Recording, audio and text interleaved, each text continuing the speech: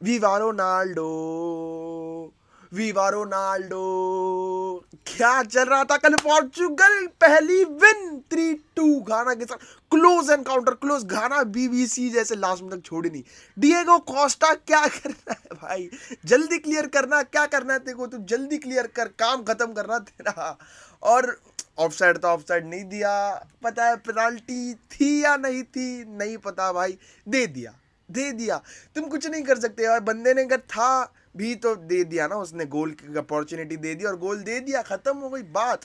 वहां पर वो क्लिनिकलिटी आ गई भाई। राफेल लियाओ ने मजाक मजाक में मारा, उसने हंस हंस के मारा, उसको भी मालूम था मैं ऑफ हूँ करके फिर भी नहीं दिया, ऑफ दिया ही नहीं। चलो भाई जान दो, 3-2 हो गया स्कोर। बहुत तगड़ा स्कोर, बहुत तगड़ा मैच पहले हाफ में दिखा भाई। तुम्हें लग रहा बोरिंग मैच था भाई? ऐसा कुछ चल तो नहीं रहा, बट चल बहुत कुछ रहा था पोर्चुगल के खेमे में। पोर्चुगल चाह रही थी वो मिडफील्ड ओवरलोड करे, मिडफील्ड में बॉल आने देना ही नहीं चाह रही थी पोर्चुगल। उनको चाहिए था कि तुम वाइड जाओ, घाना जो भी चाहिए वाइड जाओ, और वाइड खोल रही थी घाना। और वाइड में जब घाना जा रही थी ना, पोर्चुगल वल्नरेबल हो रही थी बहुत गंदी तरीके से। यह बंदा खेले कहां पर? रोनाल्डो एक बंदे पे चढ़ा हुआ है डिफेंडर पर। ब्रूनो फर्नांडिस वहां पर दो जन पर रखे हुए हैं कि एक मिडफील्ड में रखूंगा, एक आगे थर्ड सेंटर बैक पर रखूंगा। वहां पर बर्नार्डो सिल्वा भी दो जन पे रखे हुए, वापस वही मिडफील्डर पर, और लाइन ब्रेक कर दिया उसने मिडफील्ड में बॉल डालने का। खेलेगा कहां बंदा? रूबेन नेवेस, जोआओ फिलिक्स पीछे खड़ा है, फिलिक्स भी आगे आ रहा है, मतलब डिफेंडिंग के लिए मार्क करके रखा है वही बंदे को, वही मिडफील्ड वाले बंदे को। बंदा खेले तो खेलेगा। मिडफील्ड पूरी दब गई, लॉन्ग जाना पड़ेगा या फिर गोलकीपर के पास जा वापस। और ये स्पेस बनाने वाली स्ट्रेटेजी ना कहीं आगे काम भी कर गई थी, क्योंकि आगे रोनाल्डो ही एक ऐसा बंदा था जो खड़ा था, और हमें पता है भाई रोनाल्डो जहां पर है गोल थ्रेट वहां पर है। ब्रूनो फर्नांडिस एक नंबर 10 की तरह खेल रहा था, नॉट अब पर्टिकुलर नंबर 10, जो रोमिंग फ्री वाला नंबर 10 वाला कहाँ भी दिखेगा तुम्हें, कहाँ भी दिखेगा। और रोनाल्डो भी ड्रॉप कर रहा है, बट ये वाला इंस्टेंस देखो जहां पर रोनाल्डो बीच में है, बिटवीन द स्पेसेस, और यहाँ पर दो जन को एंगेज करे हुए हैं। अब ब्रूनो फर्नांडिस पीछे खड़ा है, इनको भनक भी नहीं है। क्यों? क्योंकि बंदे लोग को रोनाल्डो को देखना है, रोनाल्डो गोल मार सकता है।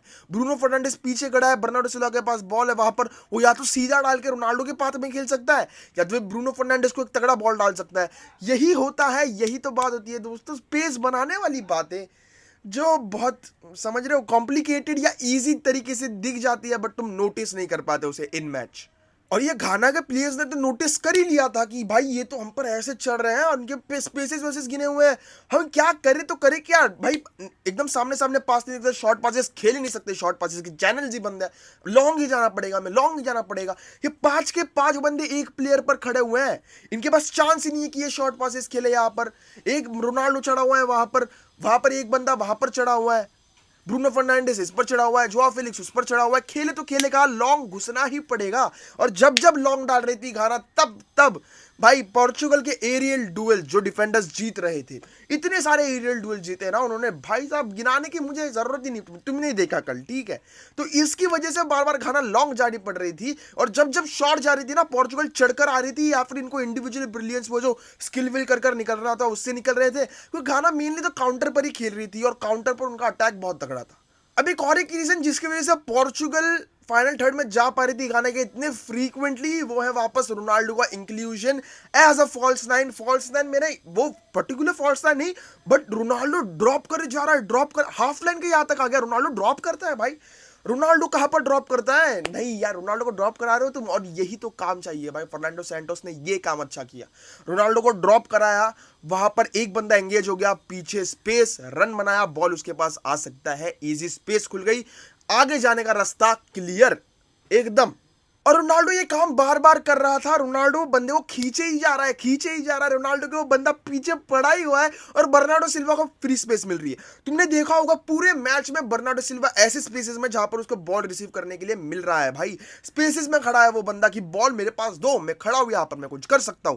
क्यों? क्योंकि जब रोनाल्डो ड्रॉप कर रहा था, Bernardo Silva was the man जिसको बेनिफिट हो रही थी ये चीजें, क्योंकि नंबर ये मतलब ब्रूनो फर्नांडिस के पीछे खेल रहा था बर्नार्डो सिल्वा, और इसकी वजह से जब रोनाल्डो ड्रॉप इन कर रहा था और प्लेयर्स को खींच रहा था, ब्रूनो फर्नांडिस को बहुत तगड़ी स्पेस मिल रही थी, और इतना का फ्रीडम दे दी। अबे इतना क्या घूम रहा है रोनाल्डो, यहां पर क्या कर रहा है रोनाल्डो? भाई तेरा काम आ गया, तू सेंटर फॉरवर्ड पे खेलना, तुम यही बोलोगे।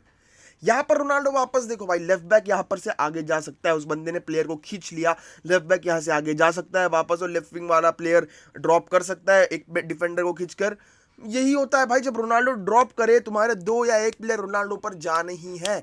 ये इस्तेमाल रोनाल्डो का बहुत तगड़ा था। अब तुम आर्ग्यू कर सकते हो भाई कि मतलब घाना वाले डिफेंडर इतने कमिट कर रहे थे, ऑब्वियसली अगर वो समझ रहे हो, अगर वो जर्मनी वाला थोड़ा बहुत अपनाते जहां पर जापान ने काई हावर्ट्स पर कमिट ही नहीं किया, तू घूमते रहे। बट वो काई हावर्ट्स है भाई, रोनाल्डो का स्टेचर डिफरेंट है भाई, कुछ कर दे भाई फटाफट, यहाँ से लॉन्ग शॉट ले तो खत्म है।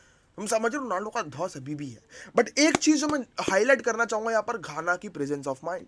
घाना का पता चल गया भाई ये तो प्रेस करना है, ये मिडफील्ड में ओवरलोड कर रहे, करेंगे क्या हम काउंटर पर खेलेंगे, वाइड खेलेंगे, क्योंकि वाइड में जोआओ कैंसेलो आगे, इनके 2 डिफेंडर्स हैं, 3 डिफेंडर्स होंगे, जो भी रूबेन नेवेस पीछे ड्रॉप करेगा, रूबेन डियास होगा और एक डैनिलो परेरा। घंटा कोई ज्यादा तेज नहीं है, कोई नहीं है ज्यादा तेज, घाना वाले से तो नहीं था, इनियाकी विलियम्स से तो नहीं था भाई। इनियाकी विलियम्स जाने दो, वो बंदे में घोस्ट कर गया बंदा, अब क्या करे उसके लिए। ये घाना के गोल में यहाँ पर नहीं है भाई फुल बैक, यहाँ पर हो गया है भाई, फुल बैक दिख ही नहीं रहा। बॉल डाली, न्यूमेरिकल एडवांटेज है, 1 वर्सेस 2 है, आगे गया, बॉल खेली and it's goal, and it's a goal भाई। ये पहला गोल ऐसे ही पड़ा है। और उसके बाद घाना को पता चलेगा कि पोर्चुगल को हर्ट कैसे करना है, और पोर्चुगल को वैसे ही हर्ट कर रहे थे, जिसकी वजह से सेकंड गोल भी पड़ा था। और भूले नहीं कि अगर डिएगो कोस्टा वो हरकत नहीं करता तो शायद से और एक गोल पड़ता था। मतलब भाई साहब जाने दो भाई, वापस एक ऐसा एनकाउंटर देखने मिलता कि जो टीम पहले पेनाल्टी मार रही है वो टाई कर रही है, हार रही है, अपसेट नहीं हुआ। ये सबसे बड़ी बात है, क्योंकि पोर्चुगल की इस ग्रुप में ये 3 पॉइंट्स बहुत अहमियत रखते हैं, क्योंकि अगला मैच शायद से उरुग्वे के साथ हो, तो उरुग्वे के सामने अगर तुम खेल रहे हो, तुम्हारा कुछ पक्का नहीं है क्या तुम जीतोगे या हारोगे, क्योंकि साउथ कोरिया ने भी भाई अब टाई करा लिया उरुग्वे के साथ। तो ये जो ग्रुप है, इट्स अगर ये हार जाती है, टाई हो जाती ना पोर्चुगल से, तो बहुत शायद से महंगा पड़ सकता था। बट कुछ नहीं भाई, पोर्चुगल जीत गई है। और उसके साथ साथ जोगा बोनीतो ब्राजील भाई, रिचार्लिसन, नेमार का कुछ हुआ नहीं हो भाई, नेमार का वर्ल्ड कप भाई, एक मैच ज्यादा से ज्यादा आजा भाई, नेमार इंजर्ड नहीं हुआ, नहीं होना चाहिए भाई। जोगा बोनीतो हुआ कल, जोगा बोनीतो पूरा, Vinicius Junior balling at left hand side, क्या भाग रहा है वो दुक दुक दुक करके।